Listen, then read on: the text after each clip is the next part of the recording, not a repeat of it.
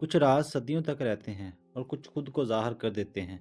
जब इंग्लैंड के बादशाह रिचर्ड सोम को 500 साल पहले दफनाया गया, तो ये तरीके सबसे बड़े राजों में से एक बन गया। सदियों तक झूठ, अफवाहें, कहानियां और गलत फहमियों की वजह से इसकी तदफीन की जगह एक राज बन गई और ये सवाल था कि वो कहाँ गया। ये सब कुछ एक खतून को इंग्लैंड के एक छोटे से पार्किंग लॉट तक ले आया, जहां अचानक एक बड़ा सुराग सामने आया।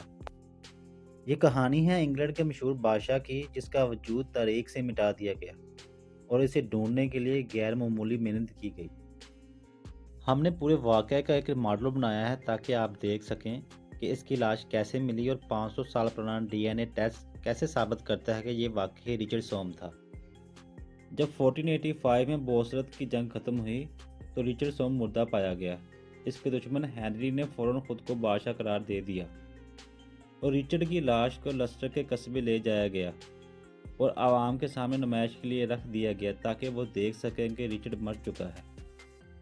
तारीखी रिकॉर्ड के मुताबिक इसे बेकदरी के साथ ग्रे फ्राइज चर्च के नीचे दफना दिया गया और बाद में इसकी कब्र के ऊपर एक यादगार बना दी गई। लेकिन 40 साल बाद जब हेनरी ने मुल्क भर के चर्च तबाह करना शुरू किए, तो सिर्फ 5 साल में मुल्क भर के तमाम चर्च बंद या बिस्मार कर दिए गए, जिनमें से ग्रे फ्राइज भी शामिल था, जिसमें रिचर्ड को दफनाया गया था। इस ज़मीन को लिस्टर के मेहर ने खरीद लिया और वहाँ पे एक हवेली तामीर की। अगरचे पुरानी यादगार तबाह हो चुकी थी, लेकिन मेयर को पता था कि रिचर्ड कहाँ दफन है, इसीलिए इसने अपनी यादगार उसी जगह पर तमीर कर दी। मगर 1611 में जॉन स्पीर ने एक कहानी लिखी, जिसने इस कहानी का रुख ही बदल दिया।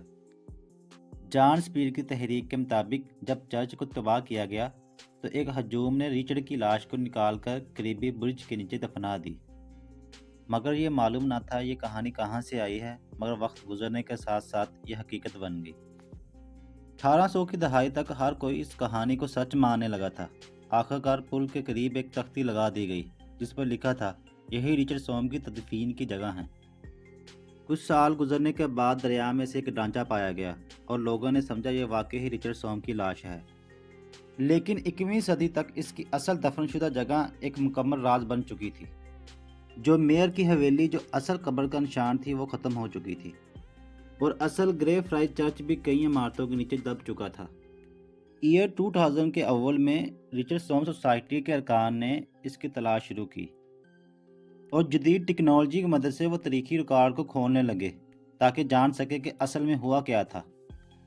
फिर उन्होंने जॉन स्पीड की कहानी को दोबारा जांचा, तो एक हैरत अंगेज हकीकत सामने आई। 1611 में जब जॉन स्पीड रिचर्ड की कब्र ढूंढने लेस्टर आया, तो इसे सिर्फ एक वीरान मैदान मिला। तो तहकीकी टीम ने इसके मैप का गहराई से जायजा लिया, तो पता चला कि इसने ग्रे फ्राइज चर्च को गलत जगह पर निशानजद किया था। दर हकीकत इसने ब्लैक फ्राइज चर्च को ग्रे फ्राइज समझ लिया था। गलत जगह देखने की वजह से स्पीड को कोई कब्र ना मिली, इसलिए इसने पुल के नीचे दफन होने की कहानी गढ़ ली। मुमकिन तौर पर यह कहानी एक मुकामी पादरी के सच्चे वाक़ये पर मुतासर हो सकती है, जिसमें किसी लाश को निकालकर दरिया में फेंका गया था और यह साबित हो चुका था कि स्पीड की कहानी झूठी थी। अब टीम अपनी तलाश ग्रे फ्राइज चर्च पर फोकस कर सकती थी, लेकिन इस चर्च की कोई निशानी बाकी नहीं बची थी, क्योंकि ये जगह इमारतों के नीचे दब चुकी थी। और 1741 के एक कदीम नक्शे से पता चला कि इस इलाके में मेहर की हवेली और बागात थे, जहां कभी रिचर्ड की कब्र थी। और जदीद नक्शों के मुआवजे से मालूम हुआ कि यहाँ पर बाद में सड़कें बनाई गईं और पार्किंग लॉट तमीर हो गए।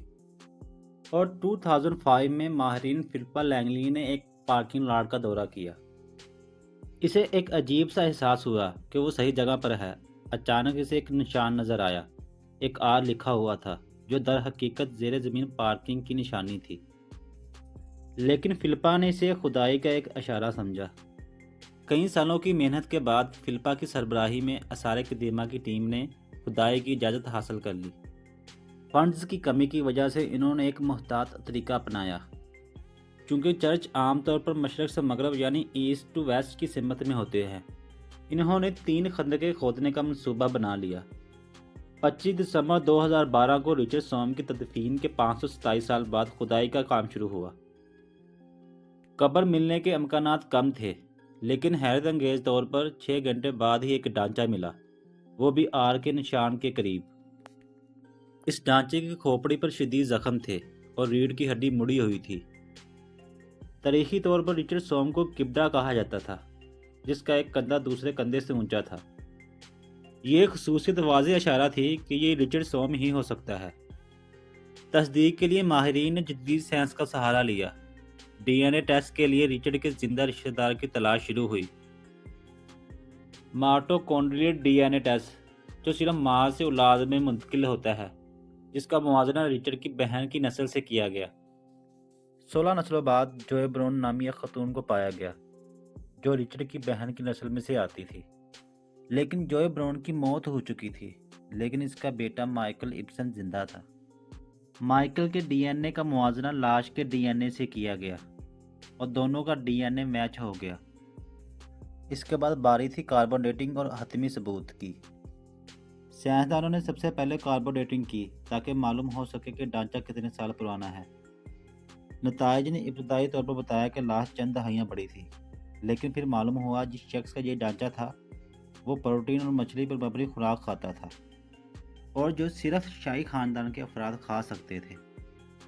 خوراک کے اثرات کو مد نظر رکھتے ہوئے عمر کا نتیجہ بالکل رچرڈ سوم کے زمانے سے ملا۔ یہ انگلینڈ کے سب سے بڑے تاریخی رازوں میں سے ایک کا حل ہونا تھا، ایک ایسی کہانی جس نے تاریخ کو دوبارہ زندہ کر لیا۔ یہ ثابت ہو چکا تھا کہ یہ رچرڈ سوم کی اصل لاش تھی، جو 500 سال پہلے غائب ہو گئی تھی۔